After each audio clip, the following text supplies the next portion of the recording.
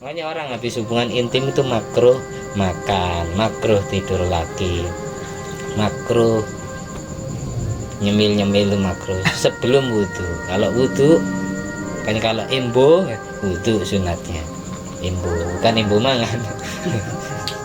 Sunat wudhu lagi. Terus kelaminnya, sisa-sisa kelamin yang sperma yang pertama itu sunat dibasuh. Setelah itu wudhu, baru makan, baru minum, baru tidur lagi. Karena kalau kita langsung makan minum dalam keadaan hadas besar sebelum punya wudhu, kalau tidak sempat mandi, minimal wudhu dulu. Itu sunat hukumnya. Itu yurisul faqra, menyebabkan seret rizkinya. Kalau ada orang hadas besar, tidak sempat mandi tapi tidak wudhu, tidur lagi, itu makruh.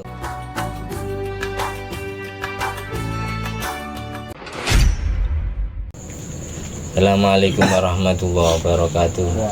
Alhamdulillahirabbil alamin alladzi bi ni'mati tatimmus shalihat wa bi dzikri sulahai tatanazzalur rahmat wal barakat. Wassalatu wassalamu ala sayyidis sadat Sayyidina Maulana Muhammadin Qutbil Qadat wa ala alihi wa ashabi al-anjumiz zahirat. Amma ba'du.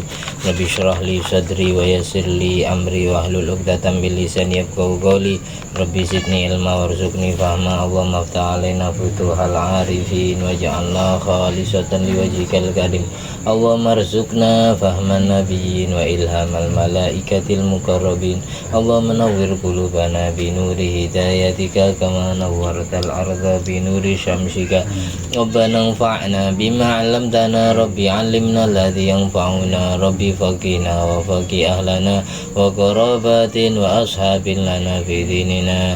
Allahumma inna na'udzubika min ilmin la yanfa' wa qalbin la yakhsha wa amalin la yurfa wa du'ain la yusma.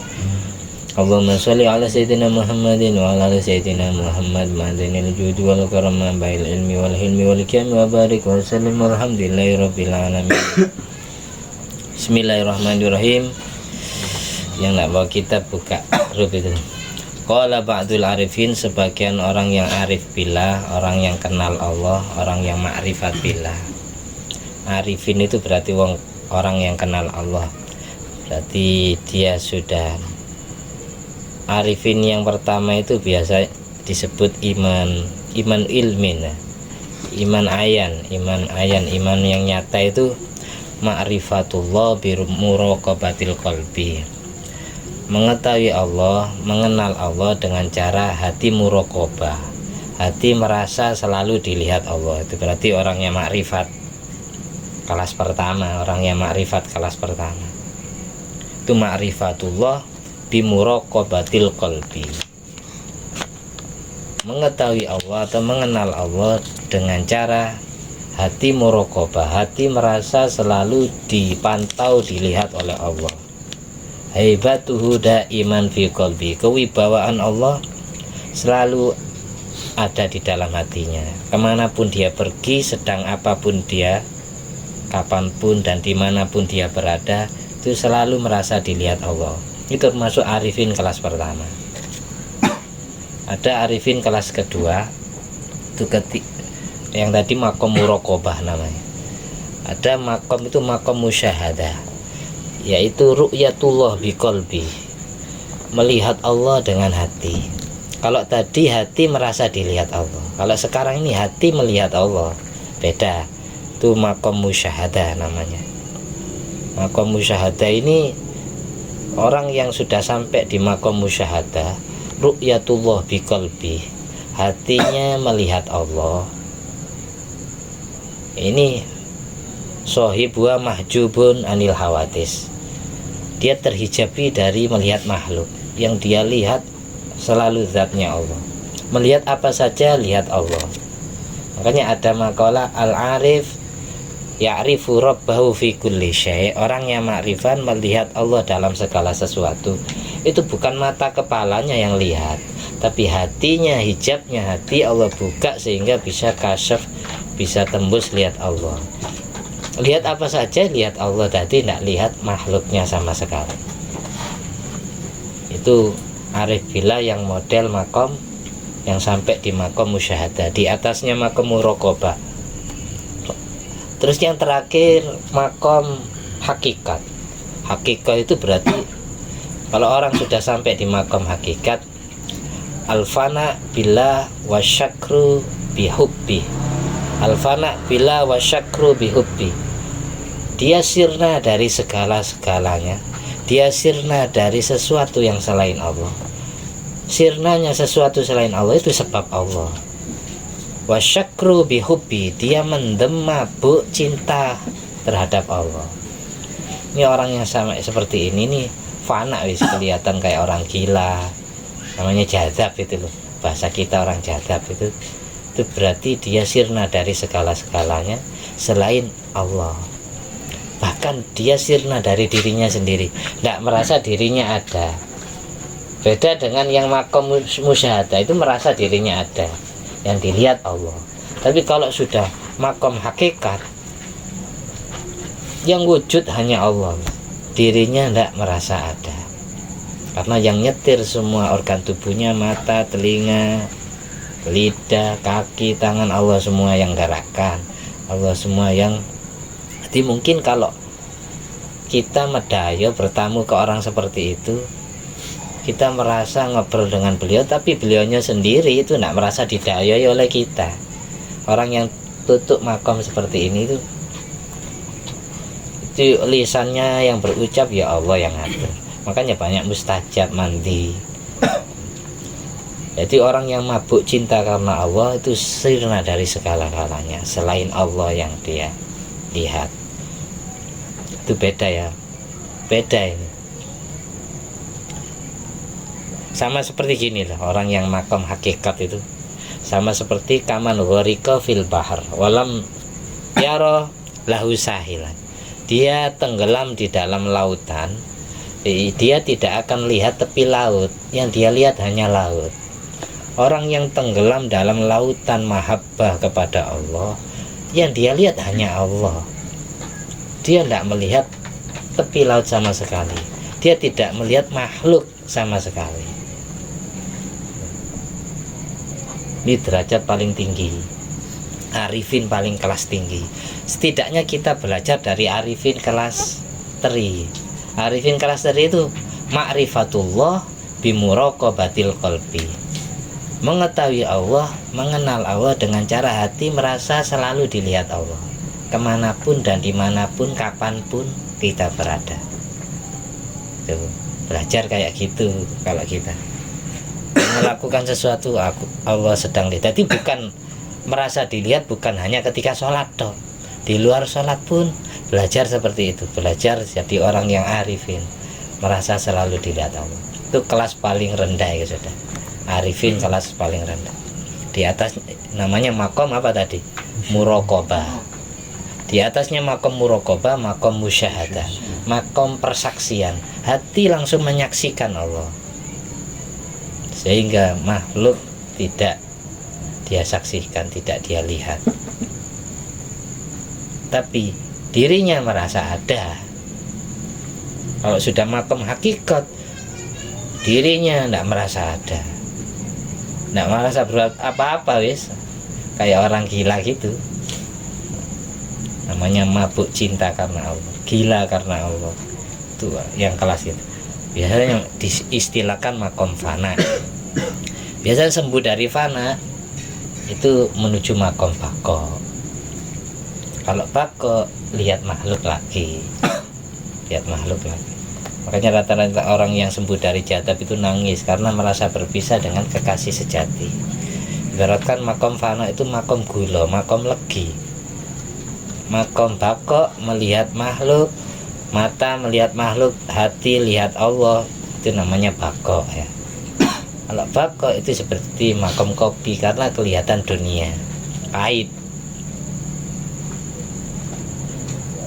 pahit rasanya. Orang yang tidak pernah minum kopi, tidak pernah minum gula, itu maka tidak bisa menceritakan rasanya. Makanya di hikam itu orang bisa jadi syekhun mursyid, guru pembimbing torekot, itu harus pernah mengalami fana dan pernah mengalami bako, harus pernah. Kalau fana tok uripe ndak iso dadi guru mursyid, atau bako tok ndak bisa, harus pernah mengalami bako fana pernah. Wali-walinya Allah itu ada yang seringan fana, ada yang seringan bako, ada yang 50% fana bakoknya gantian, sembuh mendem lagi, sembuh mendem, mabuk cinta terhadap Allah, seperti itu. Kita lanjut ya. Makolahnya Arifin. Ma madatu rijli ilal qiblah mundu isrina sanatan. Ini keterangannya ada di kitab Risalatul Qusyairiyah halaman 285. Bila dikril kiblah, tanpa nyebut kiblat. Aku tidak pernah menjulurkan kakiku ke arah kiblat sejak 20 tahun yang silam. Jadi maksudnya gini, ada orang punya adab kepada Allah luar biasa, tidak berani semujung, tidak berani menjulurkan kaki lurus dengan arah kiblat, takut suladap kepada arah kiblat, apalagi ketika berak, wong kaki aja dijulurkan.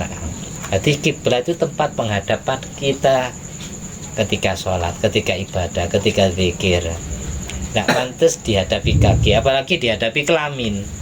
Makanya orang qadil haja, berak, kencing hadap kiblat makruh, bokongi kiblat juga makruh. Ada ulama fikih berpendapat kecuali di tempat tertutup kayak kamar mandi tidak apa-apa menghadap ke arah kiblat. Tapi kalau ulama tasawuf tetap milih yang warok, tetap tidak mau menghadapkan kelamin maupun pantat ke arah kiblat. Jadi kalau kencing beraknya ngadep ke utara atau ke selatan, itu namanya adab. Karena ini bab adab ya. Jadi tidak bahas fikih. Kalau fikihnya tidak apa-apa, orang buat WC-nya menghadap ke arah kiblat. Tapi kalau bisa jangan itu. Kalau kita ingin dikategorikan orang beradab, ini ada Ba'dul Arifin. Jangankan kelamin kaki pun tidak berani kok dijulurkan dari saking hormatnya ke arah kiblat. Kiblat tempat suci. Lama sholal Imam Syafi'i bijiwari qabri Abi Hanifata asarra bil basmalati. Imam Syafi'i, Imam Muhammad bin Idris Asy-Syafi'i, beliau ini kalau sholat di dekat atau di sebelah, di pinggir, bersanding dengan makomnya Abu Hanifah, kuburannya Abu Hanifah. Abu Hanifah Imam Nu'man bin Sabit. Asarra bil basmalah. Imam Syafi'i memelankan suara ketika baca Bismillahirrahmanirrahim. Wal kunuti, dan memelankan suara ketika baca kunut subuh, Allahumma hdina fiman hadait. Karena Imam Syafi'i ketika baca bismillah, baca kunut subuh, baca bismillahnya Fatihah dan kunut subuh, kalau sholatnya di pinggir makam Abu Hanifah, ini tidak berani mengeraskan suaranya, adaban ma'al Imam Abi Hanifah, karena beliau husnul adab, bertata krama kepada Abu Hanifah. Karena Imam Abu Hanifah madhab Hanafi itu, orang yang ikut madhab Hanafi subuhnya tidak kunut, kalau baca Fatihah tidak baca bismillah. Imam Syafi'i menghargai pendapat beliau, karena Imam Syafi'i lahir tahun 150 Hijriah, Imam Abu Hanifah meninggal dunia. Jadi Imam Syafi'i tidak menangi Abu Hanifah, tidak nututi. Di tahun yang sama Abu Hanifah meninggal, Imam Syafi'i baru lahir. Jadi tidak nututi. Kalau Imam Maliki, mazhab Maliki, gurunya Imam Syafi'i masih ya. Mazhab Hambali, Imam Ahmad bin Muhammad bin Hambal, muridnya Imam Syafi'i masih menangi murid.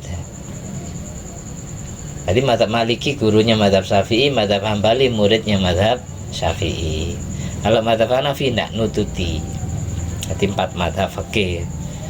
Seperti itu adabnya Imam Syafi'i. Padahal beliau ulama besar, mujtahid mutlak, tapi tidak mau menyinggung perasaan ashabul Hanafiyah, menyinggung perasaan mazhab-mazhab yang selain mazhab Syafi'i, yang lintas mazhab. Seperti itu. Makanya kemarin saya ceritakan ya, Abu Hanifah kalau tahiyat ya, asyhadu alla ilaha itu diangkat jari telunjuknya, illallah diturunkan. Kalau Imam Syafi'i kan dah, asyhadu alla ilaha illallah diangkat. Kalau mazhab Hambali, setiap ada lafaz Allah jarinya diangkat. At-tahiyatul mubarakatuh sholatu tabatulillah diangkat. Assalamualaikum ya Nabi rahmatullah diangkat. Assalamu alayna wa ala ibadillah diangkat. Asyhadu alla ilaha illallah diangkat. Itu Hambali, mazhab Hambali.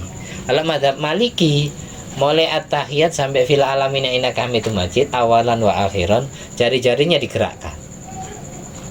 Ini kalau orang nggak ngerti madhab yang lain dikira main-mainan. Sholat nggak khusyuk ngelirik kancan ini Madinah. Madhabnya Maliki, sholatnya gini terus. Loh, dolenan tak wong iki ngene. Allah nggak ngaji begitu. Kenapa kok jari telunjuk? Karena jari telunjuk ini Allah bikin, Allah beri saraf yang sambung dengan kolbun hati. Ketika jari telunjuk digerak, mata memandang jari telunjuk, biasanya hati langsung tergugah ingat Allah. Kalau Tuhan kita satu, esa, itu loh maksudnya gitu. Makanya mazhab Maliki milih setiap detiknya gerak, biar hati terus ingat Allah terus. Kalau mazhab Syafi'i milih ketika ilallah, dok baca syahadat saja ya, diusahakan ingat. Jadi awalan dan akhiran sholat itu ya, mulai dari takbir sampai salam, kita sunat memandang tempat sujud. Mulai takbir sampai salam, kita sunat memandang tempat sujud. Kecuali di saat jari telunjuk diangkat ketika tahiyat, itu sunat dipandang, biar hati juga gerak ingat Allah. Kalau kita melek, semisal melek terus terganggu oleh orang-orang yang ada di sekitar kita, tetap yusannu taumidul basor, sunat merem. Nggak apa-apa sholat kita merem. Kalau memang makmum yang ada di samping kita atau imam yang ada di depan kita sarungnya mengganggu, ada tulisan wadimor, mending sholatnya merem, nggak apa-apa. Meremnya makruh ketika ada bahaya datang terus kita merem, itu makruh. Meremnya karena takut ada bahaya. Tapi kalau meremnya karena melihat sesuatu yang mengganggu kehusuan hati, itu malah sunat. Ngerti ya? Itu beda.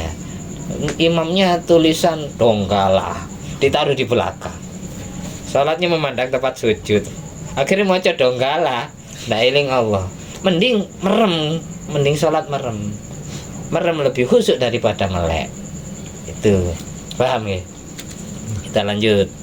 Kanal Habib Atwa bin Husain bin Thohir, pengarang kitab Sulamut Taufik, idza kharaja min baiti akhihi, kalau sudah keluar dari rumah saudaranya yang bernama Habib Thohir, kharaja haitsu la yuwalli dhahrahu ilaihi, beliau keluar rumahnya dengan cara tidak mau memanglingkan punggung beliau ilaihi, kepada adiknya, kepada saudaranya, karena beliau beradab kepada saudaranya itu yang terkenal wali, Habib Thohirnya. Jadi kalau pulang, pamitan pulang, beliau itu tidak membelakangi atau tidak membokongi saudaranya yang soleh itu. Jadi pulangnya tetap gini, pamitannya gini, menghadap ke saudaranya. Paham ya? Seperti itu adab. Jadi tidak membokongi tuan rumahnya.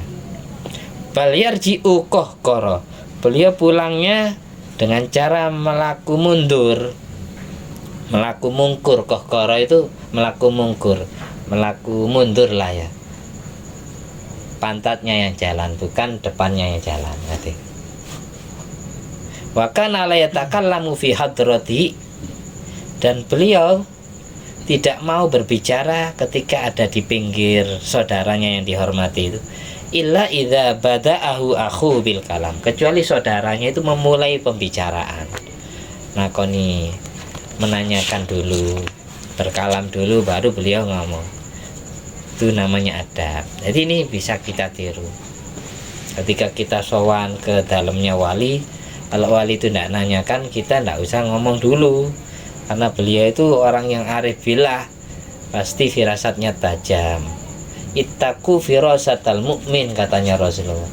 Takutlah kalian terhadap firasatnya orang yang beriman.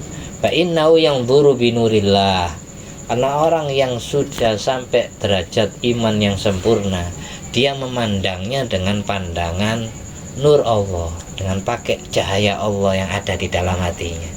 Jadi kalau sudah berfirasat tajam jitu, tepat sasaran, firasatnya kekasih Allah. Ittaqu firasatal mukmin. Mukmin yang gimana? Mukmin yang mencapai derajat mukmin iman yang sempurna. Yang tadi itu makom muraqabah, makom musyahadah, makom hakikat. Itu mukmin sejati. Itu kalau sudah berfirasat jitu, maka kita disuruh takut sama Rasul. Takutlah firasatnya orang yang beriman, firasatnya orang yang arifin. Karena mereka kalau melihatnya dengan nur Allah yang ada di dalam hatinya. Fa innahu yanzuru bi nurillah. Nurut ae wis ndak usah banyak komentar. Kanal Habib Abdullah bin Husain bin Thohir yaqulu mengatakan, mundu nasyatu, sejak aku hidup, watarabaitu, dan aku terdidik, ma akhi Thohir, aku diulang ilmu bersama saudaraku Thohir. La a'lamu, aku tidak tahu, ani taqaddamtu alai, aku tidak pernah tahu, waalaikumsalam, aku tidak pernah tahu mendahului dia ketika berbicara, ketika jalan, ketika mau duduk, tidak mau mendahului saudaranya yang soleh itu yang bernama Thohir. Hatta fi halis siba wal la'bi, sampai ketika aku masih siba, masih bocah, masih kecil, wal la'bi, dan ketika kami bermain, aku tidak pernah mendahului saudaraku itu. Ini adabnya, berarti adabnya pengarang Sulamut Taufik. Wala alautus satha makanin, dan aku tidak mau meluhuri di atas loteng tempat kanal aku Thohir nazilan tahtahu.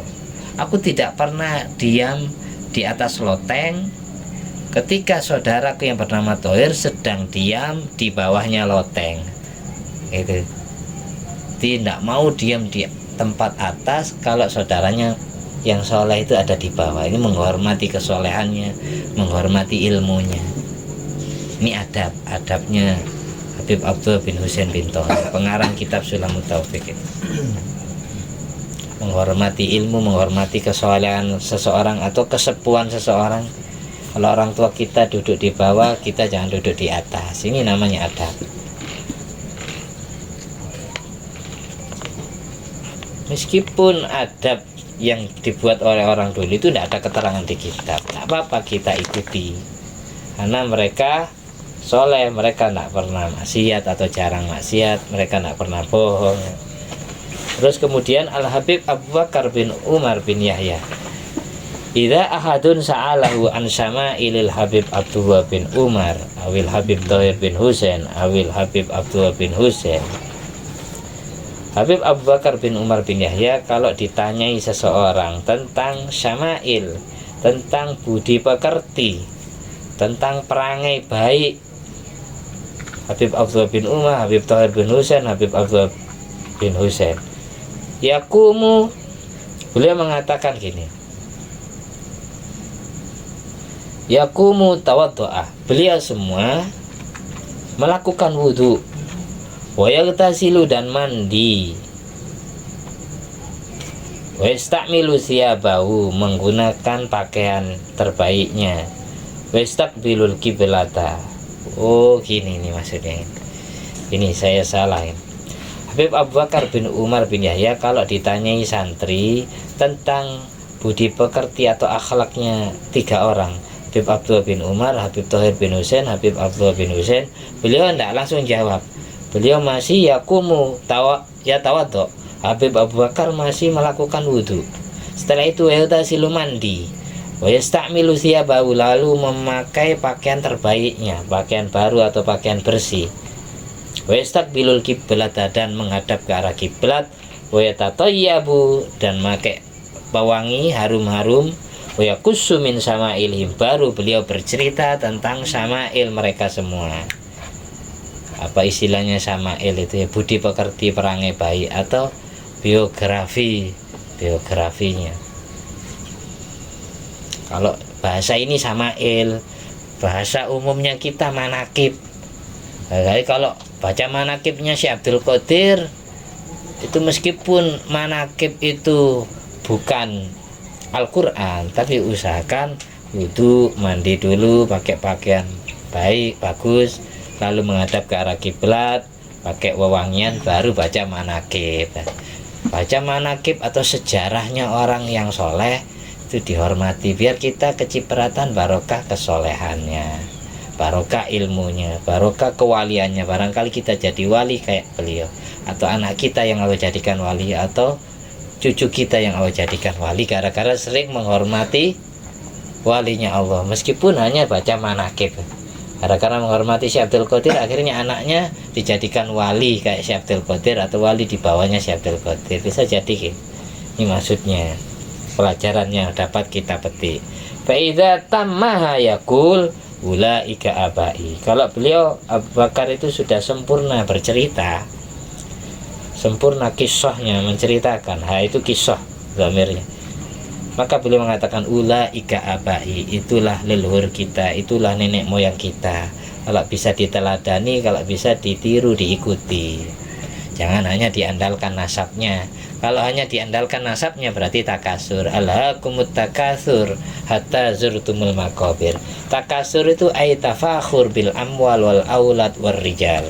Bangga dengan harta, bangga dengan anaknya. Anaknya tahfidz, bapaknya tidak tahfidz. Anaknya alim, bapaknya tidak alim. Ngapain dibanggakan anaknya? Anaknya ahli ibadah, bapaknya tidak ahli ibadah. Itu termasuk bangga dengan rijal. Rijal itu bangga dengan kita bernasab keturunan laki-laki mulia, walinya Allah atau nabinya Allah. Atau kalau perempuan bangga dengan punya suami kiai, punya suami ustadz, punya suami gus, punya suami guru, punya suami orang kaya. Itu termasuk bangga dengan rijal.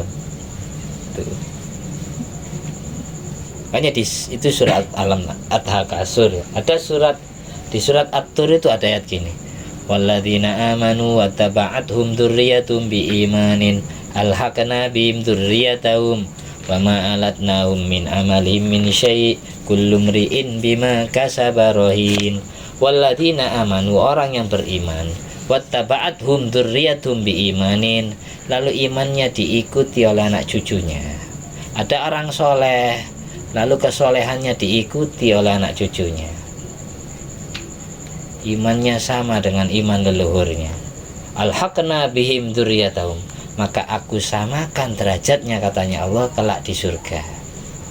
Anak cucunya hanya sanggup melakukan sholat duha 2 rakaat, tapi mbahnya sholat duhanya 8 rakaat. Maka 2 rakaat yang dikerjakan anak cucu sama kualitasnya kayak 8 rakaat. Itu untungnya kalau orang jadi anak cucunya orang soleh. Mbahnya itu hatam Quran tiap hari, anak cucunya hatam Quran 1 bulan 1 kali. Hanya meneladani, hanya bisa meniru semampunya. 1 bulan hatam Quran 1 kali, kayak hatam Quran setiap hari seperti mbahnya dulu ketika masih hidup. Ngerti? Itu namanya alhaqna bihim dzurriyyatahum. Wa ma'alatnahum min amali min syai', tidak aku kurangi secuil pun dari ibadah yang pernah dilakukan oleh leluhurnya, aku samakan dengan anak cucunya.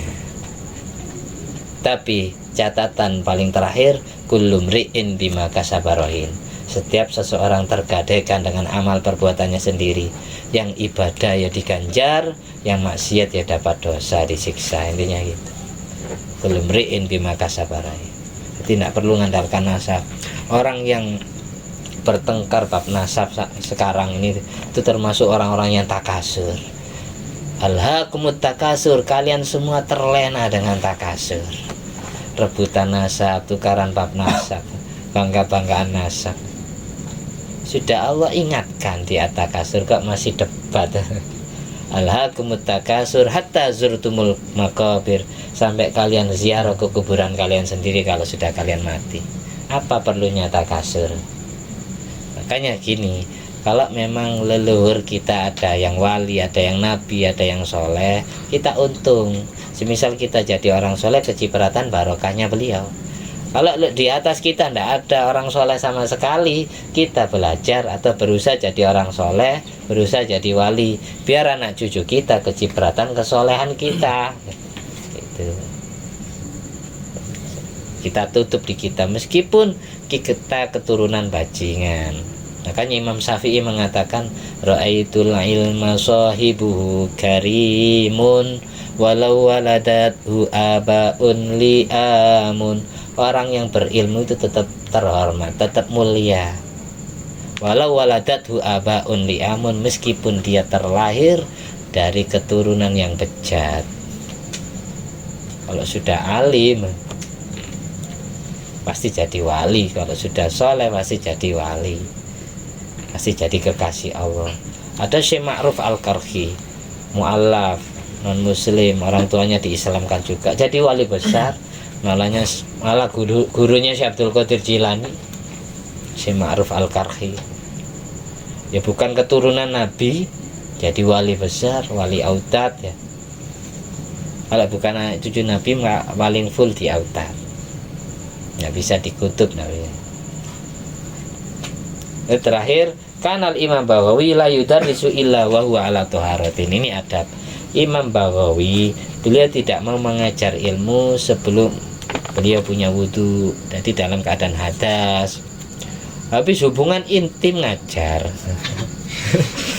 sudah tidak wudu, tidak mandi atas besar. Siapa? Ini nggak koper. Oh bukan Quran ya, nggak apa-apa. Jadi tidak menghormati ilmunya. Mandi atas besar dulu, minimal wudhu saya pindah, ndak wudhu.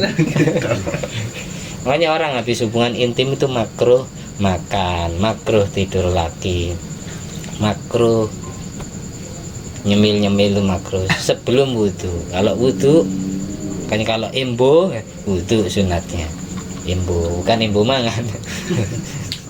Sunat wudhu lagi. Terus kelaminnya, sisa-sisa kelamin yang sperma yang pertama itu sunat dibasuh. Setelah itu wudu, baru makan, baru minum, baru tidur lagi. Karena kalau kita langsung makan minum dalam keadaan hadas besar sebelum punya wudu, kalau tidak sempat mandi, minimal wudu dulu. Itu sunat hukumnya. Itu yurisul faqra, menyebabkan seret rizkinya. Kalau ada orang hadas besar, tidak sempat mandi tapi tidak wudhu, tidur lagi, itu makruh. Kan ada sisa-sisa sperma di zakarnya, itu takut dicucup jin, dicucup setan perempuan. Tuh, makanya dianjurkan membasuh sisa. Kalau memang kedinginan tidak sempat mandi, dibasuh dulu kelaminnya, lalu wudhu, lalu tidur. Kalau mau nyemil makan ya wudhu dulu. Karena makanan itu nanti, makan yang dikonsumsi dalam keadaan hadas besar, kalau tidak wudhu dulu itu bisa jadi penyakit, bisa tidak menyehatkan, tidak sehat, malah jadi makanan kotor. Nah di situ pentingnya orang ngaji. Kita ulangi lagi karena video kemarin ini ada terpotong ya, cerita Syekh Abdul Qadir itu yang nomor 11 itu. Qala Syekh Abdul Qadir Al-Jilani radhiyallahu an rahimallahu taala. Mudah-mudahan anak cucu kita semua, keluarga kita dapat berkahnya. Amin. Ra'aitu Nabiya sallallahu alaihi wasallam qabla dhuhri. Syekh Abdul Qadir pernah melihat Nabi Muhammad sebelum mengerjakan sholat duhur. Faqala li, lalu Nabi Muhammad bilang kepadaku, katanya Syekh Abdul Qadir, ya bunayya, wahai anak cucuku, lima la tatakallamu, kenapa kamu tidak mau berkalam, tidak mau mengajar ilmu? Kultu, lalu aku jawab, ya abata, wahai nenek moyangku, ana rajulun ajamiyun, aku pria non Arab.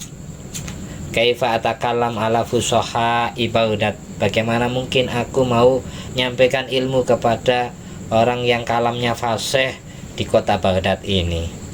Faqala, lalu Nabi mengatakan kepada Syekh Abdul Qadir, li, kepadaku, iftah faka, buka mulutmu. Ini bukan mimpi loh, Ini ketemu yaqdhah langsung ini. Makanya man ra'ani fil manam fasayarani fil yaqdhah wa la tamassalu syaitan bi. Orang yang pernah mimpi Nabi Muhammad, maka dia akan bisa lihat Nabi Muhammad, ketemu Nabi Muhammad di saat bangun. Dan wajah Nabi Muhammad tidak bisa diserupai, dijelmai oleh setan. Intinya sering mimpi dulu, nanti lama-lama Nabi kelihatan langsung di yaqdhah. Fasayarani fil yaqdhah, ilmu mudhari'. Wa la tamatsalu syaitan. Ini Syekh Abdul Qadir suruh buka mulut, iftah faka.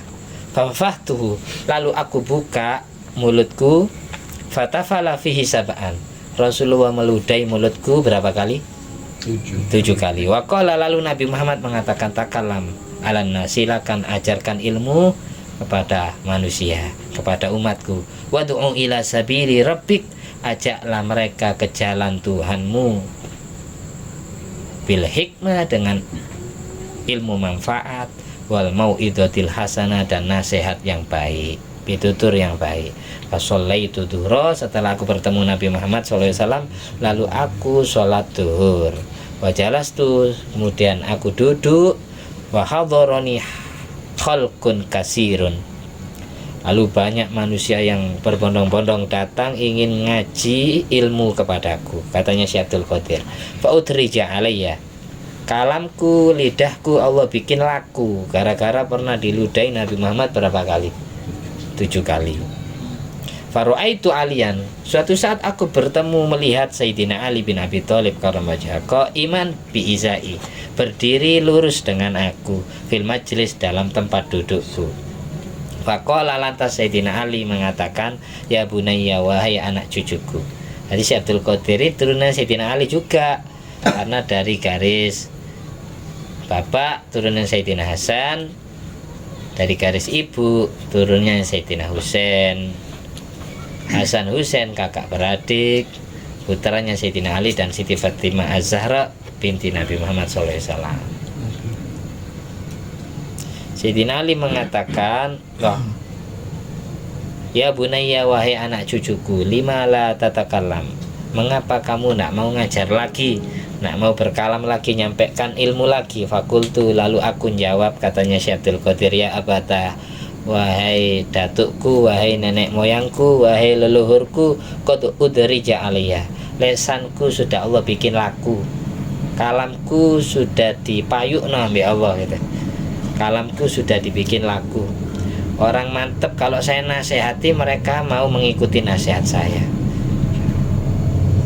Faqala, lalu Sayyidina Ali mengatakan, iftah faka, bukalah mulutmu. Fafafahtuhu, lalu aku buka mulutku, fatafala fi sittan. Sayyidina Ali meludahi mulutku 6 kali, lebih sedikit dari Rasulullah. Fakultu lima la tukallimuha tukammiluha sab'an.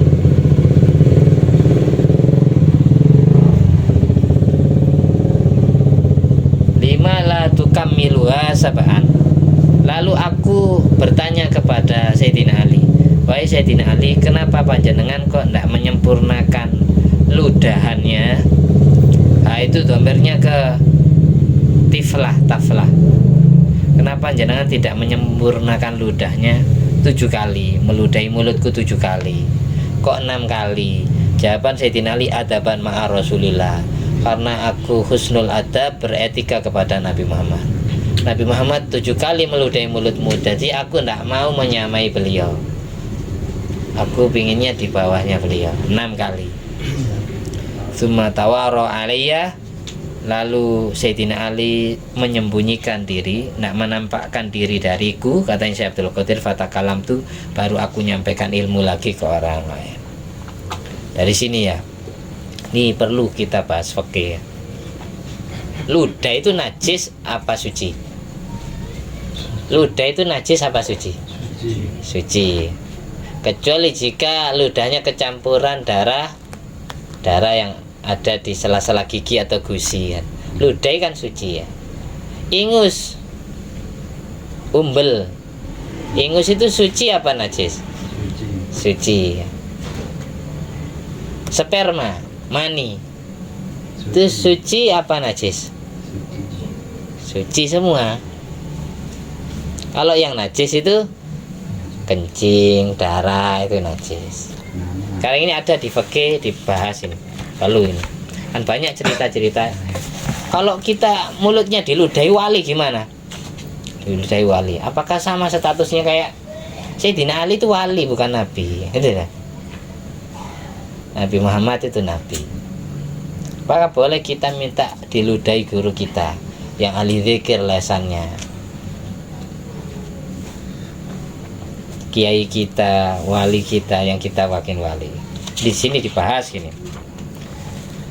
Barang najis itu di kitab Baiquri saya baca ya. Barang najis adalah kullu ainin harumatana wulu alal itlaq halatal ikhtiyar ma'sulati tamyiz la li hurmati wa la listiqdariya.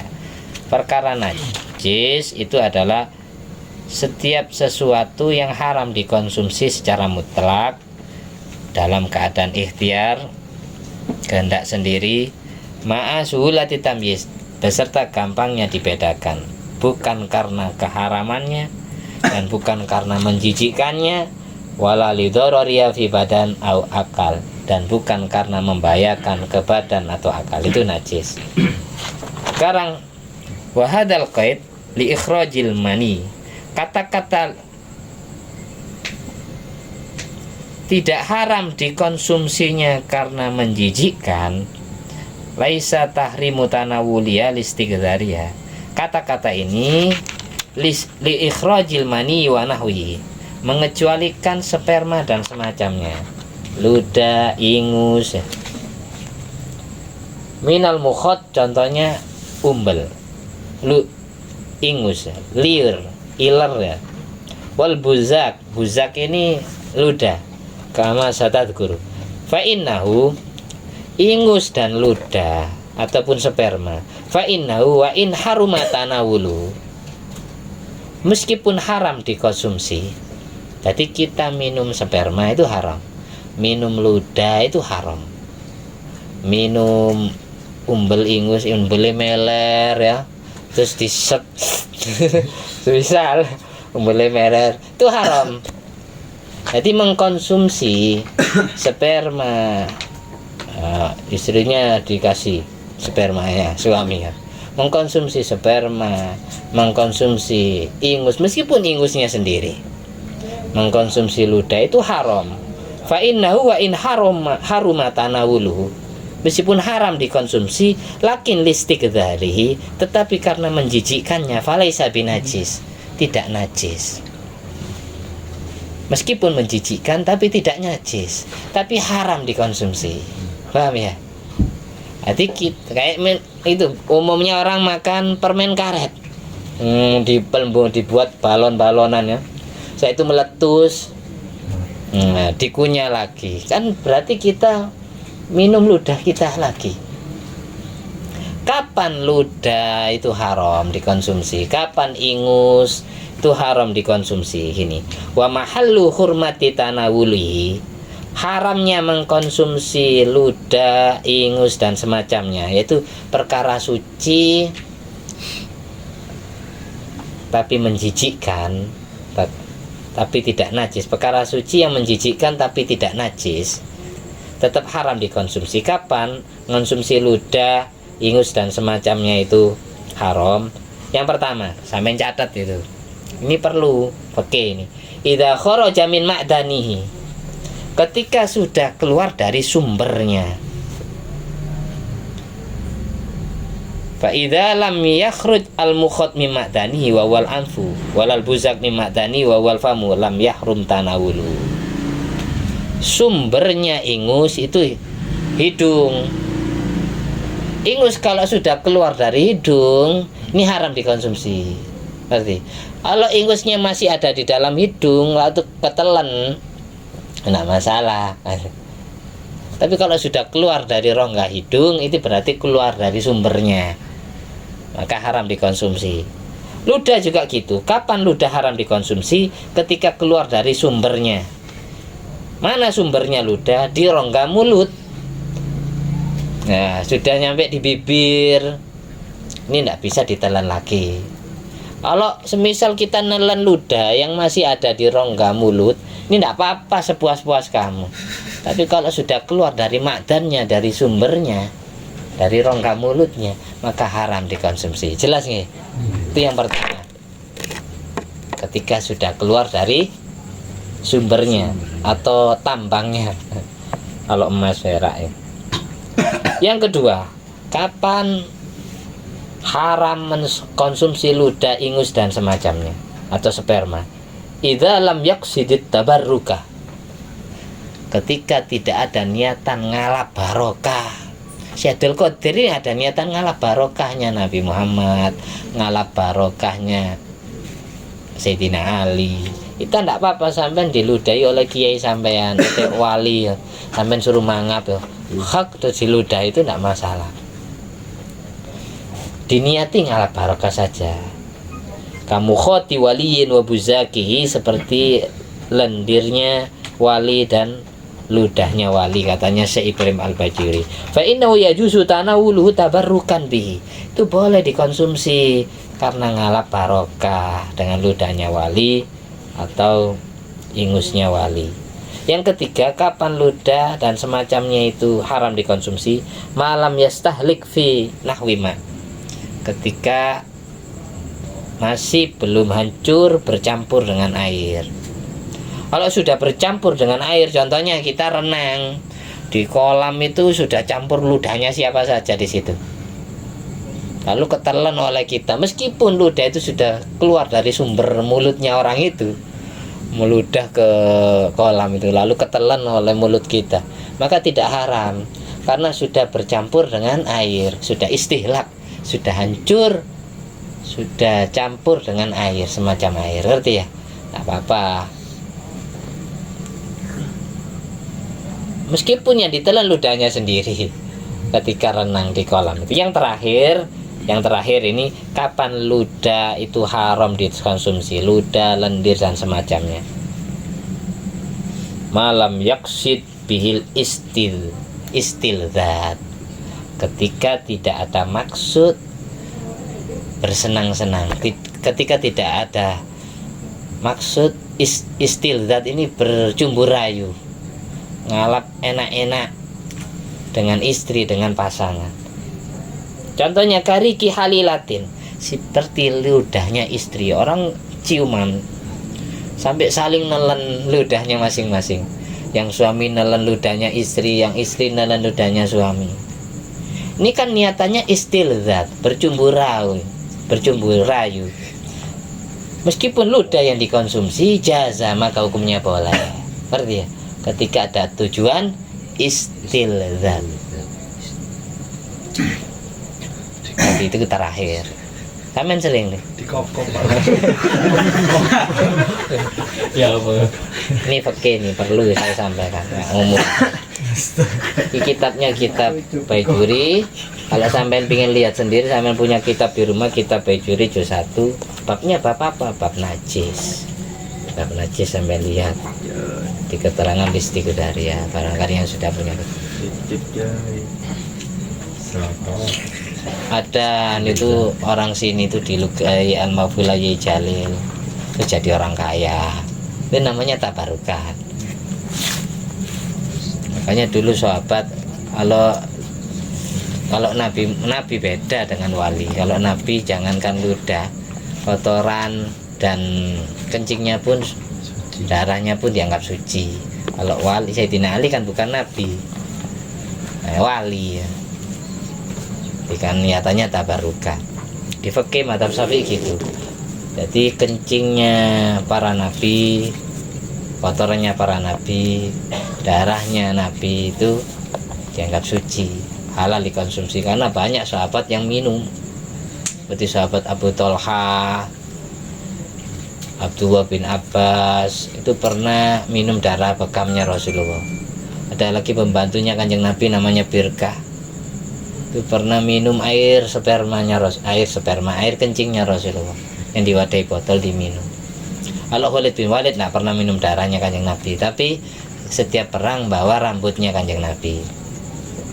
Di Abu Tolha Ibn Abbas yang pernah minum darah, itu dijelaskan di Bajuri, saya lihat sendiri. Kalau saya baca semua lama mudah-mudahan bermanfaat. Al-Fatihah.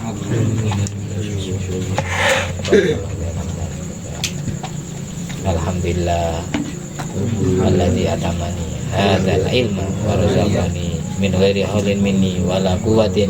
Allahumma sholli ala sayyidina Muhammad wa ala sayyidina Muhammad. Bi fadli subhana rabbika rabbil izzati amma yasifun. Wassalamu ala mursalin walhamdulillahi rabbil alamin. Assalamualaikum warahmatullahi wabarakatuh. Waalaikumsalam warahmatullahi wabarakatuh.